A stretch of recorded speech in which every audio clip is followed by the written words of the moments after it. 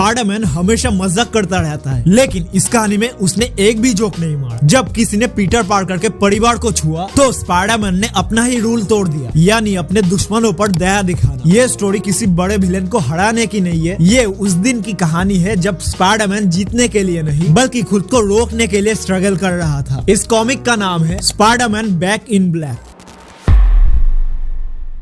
ये कहानी तब शुरू होती है जब सिविल वॉर के टाइम पीटर पार्कर दुनिया के सामने अपनी पहचान बता देता है। उस वक्त पीटर पार्कर को लगता है कि सच बोलना ही सही होगा, सभी लोग उसे पसंद करने लगेंगे और मार्क्स हटाने से सब कुछ सिंपल हो जाएगा। लेकिन हीरो के फैसले का असर हमेशा हीरो पर नहीं पड़ता, कभी कभी उसके अपनों पर भी पड़ता है। पीटर पार्कर के पहचान सामने आते ही दुश्मन समझ जाते हैं कि स्पाइडरमैन को तोड़ना हो तो सीधा उसके दिल पर वार करो। तो उसके ही बाद एक दिन अचानक न्यूयॉर्क के भीड़ में एक गोली चलती है। वो गोली स्पाइडरमैन के लिए नहीं था, वो था आंट मे के लिए। उस अटैक के बाद आंट मे जमीन पर गिर जाती है, खून बहता है, चारों ओर शोर गूंजता है और पीटर का दिमाग सुन्न हो जाता है। वो आंट मे को लेकर हॉस्पिटल तो चला जाता है, लेकिन स्पाइडरमैन हॉस्पिटल के बाहर खड़ा रहता है और उसके हाथ कांप रहे होते हैं। उस पल पीटर समझ जाता है कि सुपर हीरो होना हमेशा जीत का मतलब नहीं होता, कभी कभी बस चुपचाप खड़ा रहना भी पड़ता है। और उस वक्त स्पाइडरमैन कुछ कर भी नहीं सकता था सिवाय बदला लेने के। तो हॉस्पिटल से निकलते ही पीटर एक फैसला करता है और अब वो लाल नीला सूट नहीं पहनता, वो पहनता है ब्लैक स्पाइडरमैन सूट। ये कोई एलियन सूट नहीं है, ये सिर्फ एक चीज दिखाता है, पीटर का गुस्सा। और इस सूट के साथ स्पाइडरमैन का अंदाज भी बदल जाता है। ये वो स्पाइडरमैन है जो माफ करना अब भूल चुका है। पीटर कहीं ना कहीं ये जानता है कि ये सब उसकी गलती से ही हुआ है, क्योंकि जब उसने मास्क उतारा और दुनिया को सच बताया, ये सब उसी वजह से ही हुआ है। और अब उसकी फैमिली खतरे में है। तो उसके ही बाद हर क्रिमिनल को पकड़ते वक्त स्पाइडरमैन सिर्फ उनसे नहीं लड़ रहा होता, वो खुद के अंदर के अच्छाई और बुराई से भी लड़ रहा होता है। तो उस इंसिडेंट के कुछ ही टाइम बाद पीटर को पूरी सच्चाई पता चल जाती है कि इस गोली को चलाने के पीछे कोई छोटा मोटा क्रिमिनल नहीं था, इसके पीछे था विल्सन फिस्क यानी किंगपिन, न्यूयॉर्क का सबसे बड़ा क्राइम बॉस। किंगपिन का मानना था अगर स्पाइडरमैन मरे या उसका कोई अपना मरे, दोनों में से कुछ भी हो फर्क नहीं पड़ता, उसके लिए ये सिर्फ एक मैसेज था। और ये सब बात सुनते ही स्पाइडरमैन का गुस्सा सीधा किंगपिन पर जा उठता है। स्पाइडरमैन किंगपिन के सामने जाता है बिल्कुल अकेला, ना कोई टीम और ना ही कोई मदद। किंगपिन को लगता है कि ये बाकी हीरोज जैसा होगा, लेकिन उसके सामने जो खड़ा है वो कोई फ्रेंडली स्पाइडरमैन नहीं है। तो स्पाइडरमैन बिना कुछ बोले उसके ऊपर टूट पड़ता है और उसको इतनी बुरी तरीके से मारता है, उसका हर पंच सोचा समझा है और हर वर्ड में गुस्सा होता है। वो उसके ऊपर अपनी पूरी भड़ास निकालता है और किंगपिन को पहली बार ये एहसास होता है कि आज वो सच में मर सकता है। लेकिन स्पाइडरमैन फाइट के आखिर में रुक जाता है। वो चाहे तो किंगपिन को मार सकता था, पर वो जानता है कि इसको मार देने से आंट में ठीक नहीं हो जाएगी। सो वो किंगपिन के पास जाकर ये कहता है कि अगर आंट में को कुछ भी हुआ तो मैं तुम्हें जेल से बाहर निकालूंगा, सिर्फ दोबारा तोड़ने के लिए। ये कोई धमकी नहीं है, ये मेरा तुमसे एक वादा है। इसके बाद स्पाइडरमैन वहां से चला जाता है ब्लैक सूट में। सो